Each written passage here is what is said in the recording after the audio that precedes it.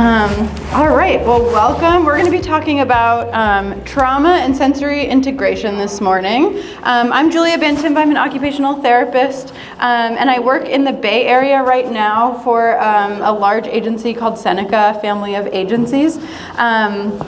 And my current role is that I'm the trauma-informed and healing-centered services specialist, I guess, to our group of non-public schools. So most of my work at the moment is in schools. Prior to that, I did community-based mental health work, and I'm actually going to be moving in a couple of weeks to Maine. So I'll be doing something out there when I get there, and I'm not sure what that's going to be yet. But yeah, so I know we only have an hour, and I'm happy. I haven't sent out my slides yet, but I'm totally happy to do that. And any questions or thoughts that come up, please share. I absolutely don't need to listen to myself talk for an hour. I'm happy to skip over things and send them to you if that would be helpful. But yeah, I'd rather hear from all of you than from myself, but I can talk as long as I need to.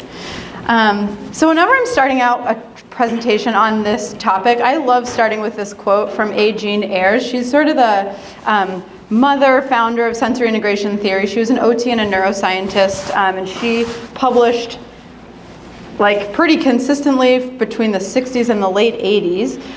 But I love the center of this quote. What is rocking and being cuddled other than tactile and vestibular stimulation plus an interpersonal relationship? And I like to start here because I think often we hear about sensory integration and it's just this very sort of sciencey neuro thing about an individual person's body. And then we hear about mental health or infant mental health. And then it's sort of separate. And I love this because A. Jean Ayres, even in the early 70s, late 60s, was really kind of integrating these two things, that the heart of how we develop as sensory creatures is in the context of a relationship with a caregiver. And so that's kind of what I want to thread through my talk today, is the experience of early childhood trauma or the lack of trauma, early childhood health, is directly going to influence how our sensory integration system develops, and our sensory integration system is going to really influence how we relate to other people. A little bit about brain development, since sensory integration happens in the brain. The brain develops from the inside out, from the bottom to the top, and in that way, that means that the most simple structures in the brain are developing first in utero, and then the most complex structures are developing last, and they're continuing to develop and change throughout the lifespan. And so it used to be, even I think when I was in grad school, it was brain development's done by the time you're 17, and then it was 21, and then it was 25, and it just kept going. But what we know is that the brain continues to be plastic throughout the lifespan. We can learn new things, we forget things, we can learn new skills, we remember memories that we form at any point in life. And so this is a schematic of the brain, also from the neurosequential network, Bruce Perry's work, which I use quite a lot. And so I want to kind of hold this in our memory. We'll come back to it.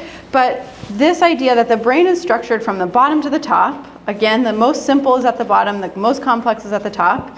And so our brainstem at the bottom, that's what's really responsible for life-sustaining things, heartbeat, breathing, things like your oxygen levels and different life-sustaining things that we all have going on all the time. So this is developed, should be pretty well developed at birth.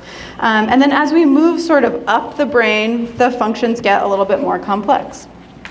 So we have in the diencephalon things like our base arousal state, and OTs think a lot about arousal state, and I think all of us probably think a lot about how aroused are we hyper-aroused, have a lot of energy, or hypo-aroused, a little more sleepy? That's being mediated in the diencephalon, which is a kind of a low area of the brain. Things like our sleep, circadian rhythms, appetite, things like that are all happening pretty low. As we move up into the limbic system, that's where our psychotherapy folks are really coming in, and that's where our brains are doing things like attachment, relationships. That's where we have our feelings and our emotions. And then at the very top in the cortex and in the prefrontal cortex, we have the most complex work our brain does. So that's things like concrete and abstract thinking, thinking about the past, thinking about what's going to happen in the future, executive functioning. That's also where a big part of sensory integration is happening. So we have sensory integration happening throughout the whole brain, and we'll continue to talk about that. But what I wanted to focus on for this is that when kids have adverse experience, and I try not to use the term trauma because I think it's taken on a life of its own the last several years. But when we have adverse experiences that sort of outweigh our health or relational health, the areas of the brain that are the most developing at that time are going to be the most impacted by that experience. And so when we think about little kids who are really, they're getting their bodies kind of online, they're getting their heartbeat should be regular, we want them breathing regularly, we want them sleeping regularly and normally, we want them to be managing their arousal states, we want them to be awake in the day and sleeping at night as they grow, and all those things. Whichever area of the brain is developing the most at that time is going to be the most influenced by their experience. And we know, this is from Bessel van der Kolk's paper that he wrote to try to get the DSM committee to put developmental trauma disorder in. And he says in this paper, it's a great paper, chronic trauma interferes with the neurobiological development and the capacity to integrate sensory, emotional, and cognitive information into a cohesive whole. So when I'm thinking about little kids who have bad experiences when they're young, I'm really thinking about, okay, if I know this little child has had negative experiences in utero or in the first month or in the first year, I'm really going to be thinking ahead to the sensory integration system because that's really what's developing. And we just know that trauma has a negative impact or can have a negative impact on many systems, including the sensory system. So I'm going to kind of pause there. Any thoughts or questions, like kids that you're working with that are on your mind? And I ask because even if you don't tell me, like having a kid in your mind as you're listening can be really helpful in taking information into your week. But does anyone want to share anything about anyone they're working with? No? No. An hour's fast, so I didn't do like full intros, but I wish I did because I want to know where all of you are working. And so we know, again, moving on from trauma, and I use Bruce Perry's work quite a bit, but there's lots of factors that influence how kids are going to be influenced or impacted by their experience in addition to just the presence of trauma. Often we do something like maybe an ACE screening and we know something bad happened at some point between 0 and 18. And that's sort of good to know, but it doesn't give us a lot of information about what might have happened as a result of that thing. So really we want to know the timing. When did something happen, right? It's really different if somebody loses a parent when they're 2 months old than if they're 12 years old when they lose that same parent, right? That's going to have a different impact on kids. We want to know the duration. So I want to know, like, did one bad thing happen to you one time when you were 3? Or did you live in a bad circumstance where regularly this bad thing was happening for 4 years during your childhood? That's going to be really different. And really importantly, and I think it gets left out a lot, is that I want to know who was around supporting this child and who was supporting those support people throughout this time. Because what I want to think about is, like, did the adverse experiences outweigh the relational buffering that was happening, or vice versa? And the reason for that is that that's how we're going to kind of figure out, was something traumatic or was it just an adverse experience? We all experience stress, and stress in general isn't a bad thing. This comes from Harvard Center for the Developing Child, which is an incredible resource about trauma and brain development. And so often we think about stress as bad, but really we need stress, right? So we need positive stress, which is we have a mild activation of the stress response system. So we get, our heart rate might go up, our breathing rate might go up a little bit, we get a little bit alerted that something's happening. For me, this feels like a positive stressor. I'm pretty used to public speaking, so I don't feel too afraid, but I'm aware, right, that I'm like talking to a group of people. I'm trying to keep what I'm saying making sense. But in general, I'll probably leave here today, hopefully, and think like, I have another, speaking experience under my belt, and that's going to be helpful for me. So that feels like positive stress. Tolerable stress is when we have a serious activation of the stress response system, but there's some relational buffering to support. So that might be something that someone might say like, oh, this kid had this traumatic experience. Maybe their parents were divorced, or they lost a loved one, or they were in an accident, or there was a natural disaster. And something that you're like, this is pretty bad. Their stress response system was probably activated for quite a while as a result of that, but their parents kind of, during the divorce, were kind to each other and allowed the child to talk about the other one with them and help them process the big change that's happening. And so they built resilience. Or there's a natural disaster, but the whole community comes together. There's lots of helpers that are easily identified, and those helpers are getting the resources that they need to make sure that that child has develops a consistent schedule as quickly as possible and has access to the basic necessities and time with family. And so that's a big stressor, but because there were relationships in place to support, that it has this buffering effect, and that child might not end up being traumatized by that experience. They might end up actually becoming a little bit more resilient from that experience. And then we have what some folks, not everyone, calls toxic stress, which is a prolonged and serious activation of the stress response system, but without relational buffering. And so that's what we see sometimes in cases of like child abuse or neglect, right? Where the child is in a highly stressful situation and there's not somebody there who can support them. Or there's maybe nobody knows that a stressful thing is going on for the child at school, for instance, and so they're not talking about it with the child. And so then we see long-term kind of negative outcomes or post-traumatic stress symptoms. And I like to think about all these because when we're talking about trauma, it's easy to say like, oh, they had a trauma, this thing happened to them. But really I want to know, did they get supported and how did they respond to it? Because that's what's going to tell the difference between if it's a trauma or if it was like a negative experience that is going to kind of go in their bank of like becoming resilient. And so I'm just revisiting this one more time quickly to think like, if I have, if my in utero experience is filled with positive stress, my birth parent is exercising regularly, so they're getting some stress hormones because they're working out, but then it decreases and that's happening at the same time every other day or whatever. And then, work is a little bit stressful, but then they go home at the end of the day and the heart rate goes down.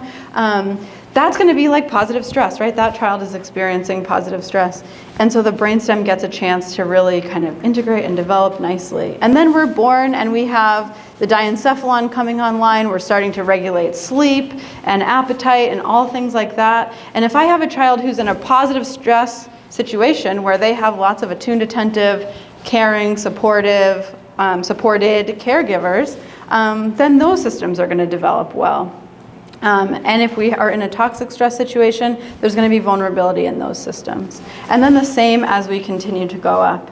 And so again, as we get into sensory integration, that's happening throughout the brain. And so we know, like when I'm doing an intake or something for a child, and I'm hearing like there was lots of stuff going on in utero, maybe the birth parent was in a violent relationship, or they were homeless during pregnancy, and then the child was born and they were like bouncing around housing and there was some exposure to violent stuff, then I'm going to know right off the bat there's lots of systems that are going to be impacted, especially the things like the core regulatory networks and the stress networks and the sensory integration system.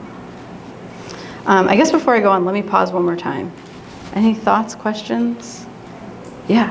I think this chart, just an observation, but it would be really helpful if like the things on the side, they go with the specific parts of the brain, right, and the learning. Mm-hmm. So if they were actually placed in there, that would be... They actually do. So you can read like right across. Oh, so those are, okay. Yeah, so like temperature, heart rate, blood pressure, go to the brainstem, sleep, appetite. Yeah, they're listed like in order. All right. Yeah. Anything else? That's a good question. All right, so just a little quick note on prenatal, because the sensory system develops prenatally. When we're born, we have all of our senses intact. And so full-term babies, most of this development is happening in the last 16 to 20 weeks of gestation. So by the time a baby's born, all 8 of their sensory systems, which we'll talk about in a second, should be kind of fully functioning. So full-term babies are born with the ability to sort of take in the environment that they're born into. And babies who are born prematurely, so that's something I definitely want to know if I'm about a child that I'm working with, or a baby who had prenatal adversity, so again, things like domestic violence or homelessness, or maybe the birthing parent lost a loved one and was really stressed, or grieving throughout pregnancy, or anything like that. I would want to know, and those babies tend to be born a little bit more vulnerable to their surroundings. There is some studies from the OT literature that show like babies born in the NICU, the length of stay in the NICU is correlated to the degree of sensory integration challenges up to age 5. And so we just know that like that time period is really essential to the development of the sensory system.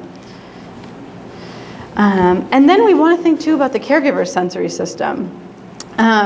Babies get whatever their caregivers have to give them, right? Positive or negative or a combination of both.